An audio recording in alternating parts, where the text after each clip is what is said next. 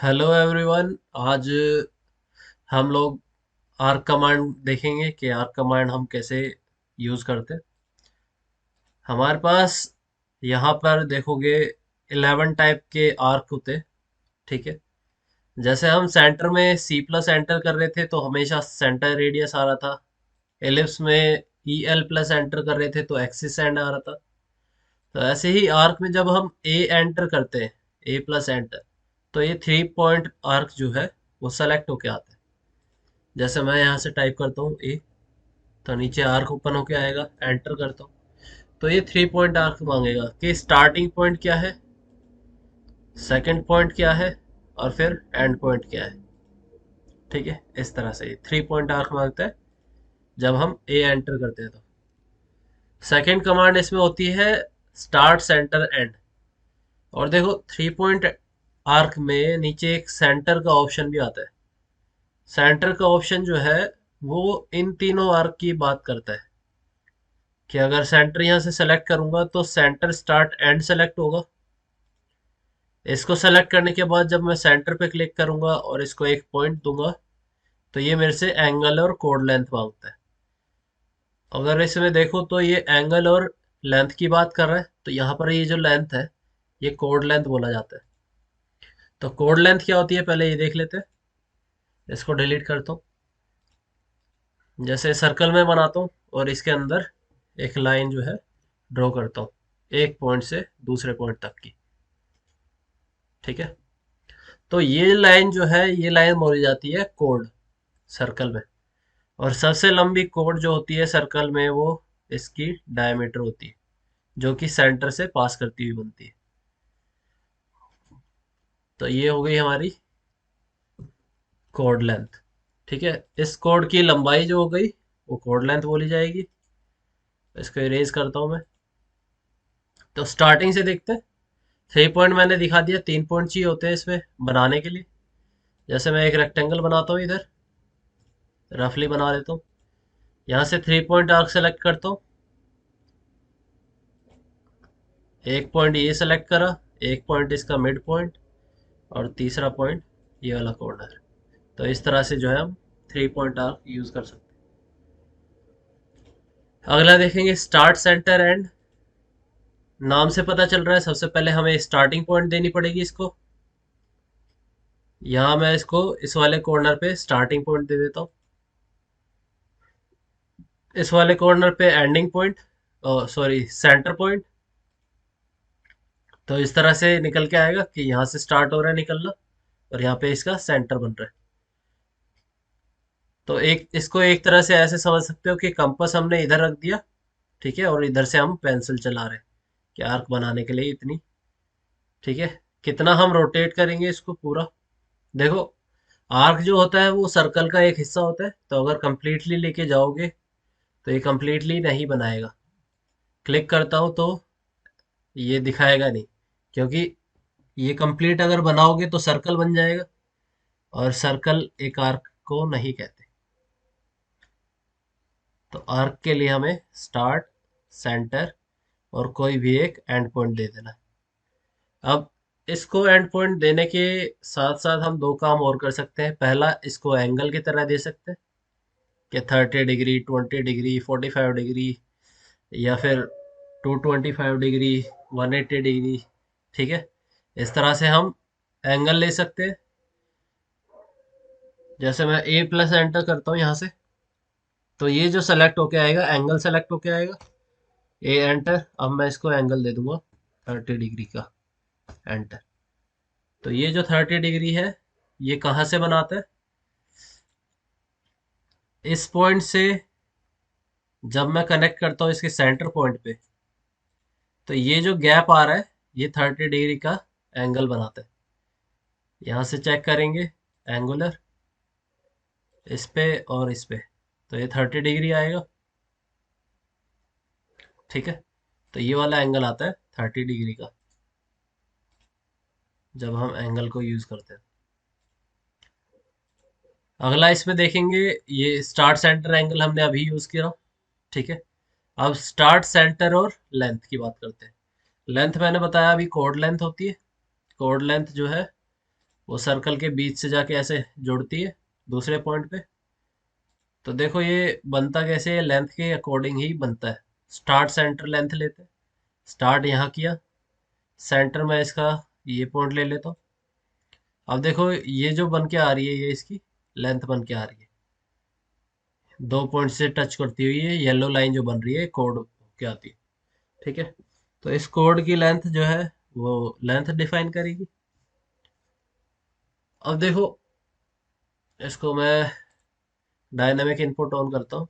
देखो ये डिस्टेंस आ रही है हमारी 99.4 की। तो मतलब 100 के आसपास ये लेंथ आ रही है। अगर मैं 100 दूंगा तो इतनी बन के आएगी। इसको इंक्रीज करते हैं, और अगर मैं इसको मिड पॉइंट तक लेके जाता हूँ इसके, तो देखो इसका मिड पॉइंट जो है 102 पे आ रहा है, 102.5। और इसको अगर मैं कंप्लीटली आगे लेके जाऊं तो इसका फुल आ रहा है 205। तो ये मैक्सिमम कोड लेंथ है। अगर मैं इसके बाहर जाऊंगा कर्सर को लेके, तो ये सर्कल फॉर्म होना पॉसिबल नहीं है। तो जैसे ही मैं बाहर निकलता हूँ तो ये गायब हो जाएगा बनना। ठीक है, जैसे ही इस लिमिट से अंदर आता हूँ तो ये बनना शुरू कर देगा, बाहर जाती ही गायब हो जाएगा। तो कोड लेंथ में अगर हम डायमीटर से बाहर एक्सीड करते हैं तो सर्कल नहीं, मतलब आर्क नहीं बनता। लेकिन अगर डायमीटर से कम रहोगे तो आर्क जो है बन के आएगा। इसको दे देता हूँ 150, एंटर। तो इन दोनों पॉइंट से टच होती हुई जो लेंथ बनेगी वो हमारी 150 की बन के आएगी। ठीक है, ये कोड लेंथ हो गई। आर्क लेंथ अलग होती है। आर्क लेंथ देखो कितनी आएगी। ये आर्क लेंथ है 168.27। तो इस तरह से ये तीनों जो है आर्क बन के आए। सेम तरीका इनके बनने का कि एंड एंगल और लेंथ जो है वो सेम तरीका सेंटर के साथ भी है। डिफरेंस बस इतना है, पहले इसमें स्टार्ट दे रहे हैं, इसमें पहले हमें सेंटर देना पड़ेगा सर्कल का। जैसे सेंटर स्टार्ट एंड कर दो, तो इधर से सेंटर ले लिया, यहाँ से स्टार्ट कर दिया। अब यहाँ से ये बनना शुरू हो गया। इसको देखो एंगल ले रहा है ये ऑटोमेटिक। अगर डायनामिक इनपुट ऑन करके रखा है तो ऑटोमेटिक एंगल लेगा। बाकी आप अगर बाहर क्लिक करोगे तो वो एंड पॉइंट ले लेगा। तो तीनों तरीके से आप इसको बना सकते हो। ठीक है, एंगल डाल दोगे 75 टाइप करके, एंटर। तो 75 के एंगल पे बन के आएगी। लाइन कर देते हैं इसकी सेंटर से टच यहाँ पर। तो एंगल देखेंगे इसका 75। ठीक है, तो इस तरह से जो है आर्क हम बनाएंगे। स्टार्टिंग ये तीनों भी सेम है, जैसे ये तीनों है। ठीक है, इन तीनों की तरह सेम है, बस स्टार्ट सेंटर है, इसमें सेंटर स्टार्ट है। बाकी जो आती है इसमें एक और चीज होती है कि जो हम बनाते हैं इसको। ठीक है, जैसे मैं स्टार्टिंग पॉइंट लेता हूँ, सेंटर पॉइंट लेता हूँ, और इसको क्रिएट करना शुरू करता हूँ। अगर आप कंट्रोल दबाओगे तो इसकी डायरेक्शन अपोजिट हो जाती है। जैसे मैंने कंट्रोल दबाया तो ये डायरेक्शन अपोजिट हो गई। पहले क्या था, ये एंटी क्लॉकवाइज चल रहा था। एंगल हमेशा पॉजिटिव एक्स से एंटी क्लॉकवाइज जाता है इसमें। कंट्रोल होल्ड करूंगा तो रिवर्स हो जाता है। ठीक है, अब ये क्लॉकवाइज चलेगा। अब इसका इतना फायदा रहता नहीं है, क्योंकि अब आप जो है डायमेंशन अगर डालोगे, जैसे 45 डाल रखी है इसमें, 75 डालता हूँ तो देखो टाइप ही नहीं होगा। ठीक है, टाइप करने की कोशिश करोगे तो टाइप ही नहीं होगा। एक बार ट्राई करके देख लेना, यहाँ पे कोई चेंज आ नहीं रहा, तो देखने पर पता भी नहीं चल रहा कि कुछ चेंज हो भी रहा है नहीं। ठीक है, आप एंड पॉइंट दे सकते हो बस इसका यूज करके। क्लियर है ये चीज। कंट्रोल से डायरेक्शन रिवर्स हो जाती है, बट उसका फायदा नहीं है, क्योंकि कुछ भी चीज तो हम टाइप नहीं कर सकते थे। स्केप करता हूँ मैं इसको। यहाँ से अब एक चीज आती है, स्टार्ट एंड और एंगल। ठीक है, स्टार्ट एंड और एंगल जो है दिखाता हूँ मैं कैसे कर सकते हो। जैसे लाइन ली मैंने, यहाँ पर एक चीज बनाता हूँ। सपोज करो इस तरह से आपका एक कोई भी प्लॉट है या फिर कोई भी एक डायग्राम है, ठीक है। और आप चाहते हो कि इस पॉइंट और इस पॉइंट से टच होते हुए एक आर्क बन के आए ऐसे ऊपर को, या तो ऊपर को आ सकती है या तो नीचे को आ सकती है। तो अब यहाँ से स्टार्ट एंड और एंगल लेंगे। तो एक पॉइंट ये सेलेक्ट करा, अब एक पॉइंट ये सेलेक्ट करा। तो देखो फर्स्ट पॉइंट जो मैंने सेलेक्ट करा है वो ये वाला पॉइंट है, तो ये जो है मेरा 0 डिग्री बनेगा। और सेकंड पॉइंट क्योंकि मैं ये सेलेक्ट कर रहा हूँ तो ये 180 बनेगा, ठीक है। तो इसका फायदा ये रहेगा कि अब जब हम 0 से 180 डिग्री जाएंगे तो ये सर्कल ऊपर को बन के दिखाई देगा, मतलब आर्क जो है ऊपर की तरफ फॉर्म होगा। इसका जो कर्व आएगा आर्क का, तो ये ऊपर की तरफ आएगा कि यहाँ से एंटी क्लॉकवाइज ऐसे ही जाएगा, तो इसलिए आर्क ऊपर को बन के आया है। अगर मैं पहला पॉइंट इस तरफ लेता तो ये 0 डिग्री होता और यहाँ पर 180, तो अब ये आर्क जो है नीचे की तरफ बन के आएगा, ठीक है। तो ये डिफरेंस रहता है सिलेक्शन का, पॉइंट सिलेक्शन का।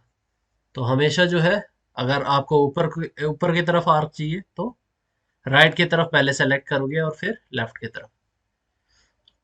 अगर आप एंगल के हिसाब से देना चाहते हो तो इसको एंगल दे दो, ठीक है।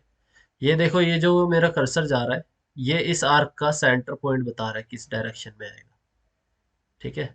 ये जो एंगल आ रहा है, जैसे यहाँ से मैं देता हूँ 45 डिग्री, एंटर। तो इस पे सेलेक्ट करा, अब ये 45 डिग्री जो है ये वाला एंगल बनेगा कि इस पॉइंट से ये पॉइंट टच, इस पॉइंट से ये पॉइंट टच, तो उनके बीच में जो लाइन एंगल बन के आएगा वो 45 डिग्री का बन के आएगा।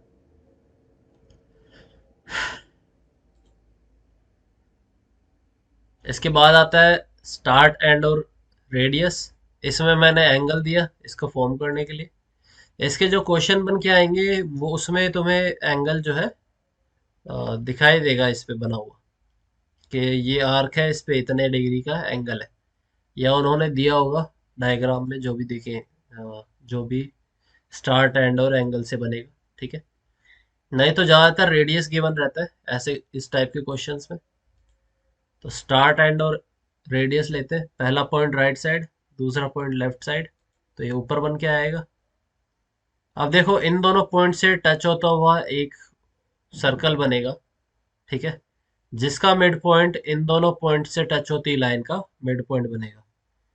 अगर उससे कम रेडियस आप बनाओगे तो सर्कल पॉसिबल नहीं हो पाएगा, तो इस वजह से आर्क भी पॉसिबल नहीं होगा। तो जैसे ही मैं उस रेडियस से कम जाता हूँ तो ये सर्कल पॉसिबल नहीं होगा। इसको और भी बेहतर तरीके से समझने के लिए हम यहाँ से 2 पॉइंट सर्कल लेते हैं। एक पॉइंट ये देते हैं, एक पॉइंट ये देते हैं। अब इन दोनों पॉइंट से टच होता हुआ इससे छोटा सर्कल नहीं बनेगा, ठीक है। बड़ा बन सकता है।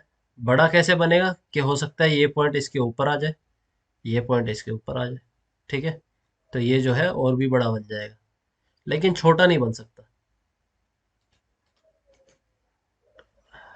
तो इसको मैं ऐसे ही रहने देता हूँ, ठीक है। अब ये आर्क लेता हूँ, स्टार्ट एंड और radius. Starting point right side पहली, फिर लेफ्ट साइड। अब देखो जो आर्क बनाऊंगा ना, तो ये देखो रेडियस यहाँ पर आ रही, ये देखो इस तरह से, ठीक है। तो अगर मैं इस पे क्लिक करूंगा तो ये आर्क बनेगा। इस सर्कल को डिलीट करता हूँ मैं, तो देखो ये आर्क आ रहा है, लेकिन उससे कम लेके जाता तो ये नहीं बनता इसमें। इसके बीच में आता है एक स्टार्ट एंड और डायरेक्शन। इसकी रिक्वायरमेंट नहीं पड़ती क्योंकि इसमें डायमेंशन हम नहीं देते। इसका बस अ, ये इसलिए है कि हमें बस डायरेक्शन पता चल जाए कि कौन से डायरेक्शन में हमें आर्क बनाना है, ठीक है। अगर आपने ये ऑफ कर रखा है डायनेमिक इनपुट, ये F12 से ऑन या ऑफ कर सकते हो। अगर ये ऑफ कर रखा है तो आप इसमें बिल्कुल भी छेड़खानी नहीं कर सकते। अगर ये देखो डायरेक्शन सिर्फ मांगेगा यहाँ से। ठीक है, अगर इसको ऑन कर दो तो आप जो है एंगल दे सकते हो 45 डिग्री, इस तरह से। 45 डिग्री इसमें क्या आता है, सेंटर पॉइंट से ये पॉइंट और ये पॉइंट, एंगल लेता हूँ इन दोनों पॉइंट के बीच में, देखो 99 डिग्री दिखा रहा है, तो 45 डिग्री जो है इसमें दिखाएगा ही नहीं, इस तरह से।